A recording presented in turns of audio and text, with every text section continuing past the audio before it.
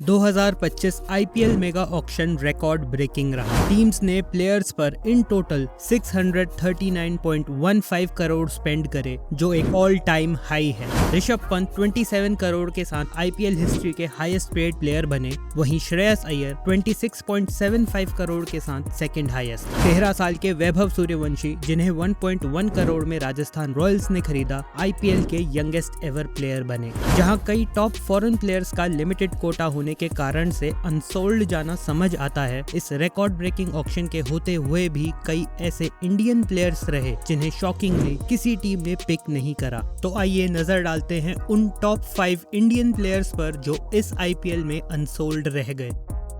जहां छोटे भाई मुशीर को पंजाब किंग्स में जगह मिली, बड़े भाई सरफराज इस आईपीएल 2025 में अनसोल्ड रहे। सरफराज 2024 में नेशनल टीम का पार्ट रहे और इंग्लैंड और न्यूजीलैंड दोनों के खिलाफ हुई टेस्ट सीरीज में खेले, और जहां एक समय वो आईपीएल में खेलने वाले यंगेस्ट प्लेयर्स में से एक थे। ये लगातार दूसरा ऑक्शन है जिसमें सरफराज को किसी टीम ने पिक नहीं करा है, और मे बी टीम्स अब उन्हें एक टेस्ट प्लेयर की तरह देखने लगी है। सरफराज ने लास्ट 2023 में दिल्ली कैपिटल्स के लिए खेला था, जहां उन्हें सिर्फ 4 इनिंग्स खेलने का मौका मिला। ये कहा जा सकता है कि उन्हें आईपीएल में कम चांसेस दिए गए हैं, पर सरफराज का आईपीएल रिकॉर्ड ज्यादा इंप्रेसिव नहीं है। वो एक हाईली टैलेंटेड प्लेयर है जो अगर डोमेस्टिक T20 में परफॉर्म करते हैं तो इजीली आईपीएल में कमबैक कर लेंगे।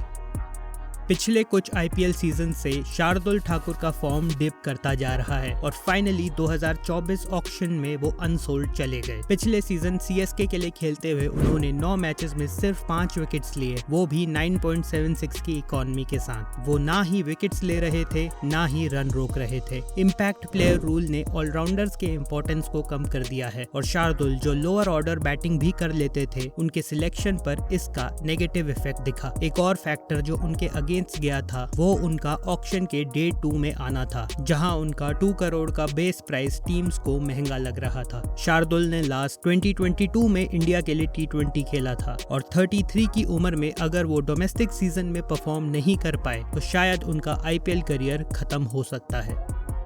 एक टाइम पर पृथ्वी शॉ को सचिन तेंदुलकर से कंपेयर करा जाता था, मगर आज वो विनोद कांबली के रास्ते पर चलते नजर आ रहे हैं। शायद वो खुद भी जानते थे कि इस बार ऑक्शन में सिलेक्ट होना मुश्किल रहेगा, इसलिए उन्होंने अपना बेस प्राइस 75 लाख ही रखा, लेकिन फिर भी किसी टीम ने उन्हें सिलेक्ट करना सही नहीं समझा। जहां उनके पावर प्ले में एक्सप्लोसिव बैटिंग स्टाइल को रिकॉग्नाइज करा जाता है, उनकी इनकंसिस्टेंसी और फिटनेस पर आईपीएल टीम से कई सवाल उठाए जाते हैं। आईपीएल 2024 में उन्होंने 8 मैचेस में 164 की स्ट्राइक रेट से बैटिंग करी, पर सिर्फ 24 की एवरेज के साथ 198 रन्स ही बना पाए। सिर्फ आईपीएल ही नहीं, इस साल उन्हें मुंबई की रणजी ट्रॉफी टीम से भी ड्रॉप कर दिया गया, जहां उनके अंडर 19 बैचमेट्स ने बड़ी डील सिक्योर करी। शॉ को अपना फोकस क्रिकेट पर वापस लाना होगा और डोमेस्टिक सीजन में अपने करियर को रीबिल्ड करना होगा।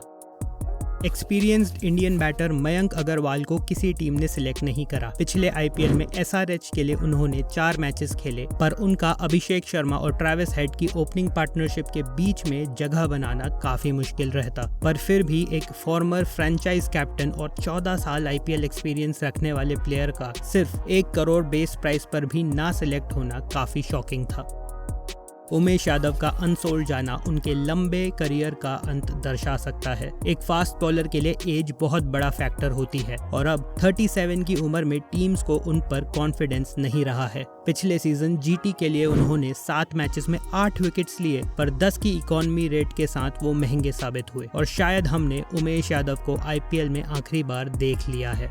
वीडियो देखने के लिए धन्यवाद। क्या आपके हिसाब से कोई और इंडियन प्लेयर है जिसके अनसोल्ड जाने से आप हैरान हैं? हमसे जरूर शेयर करें।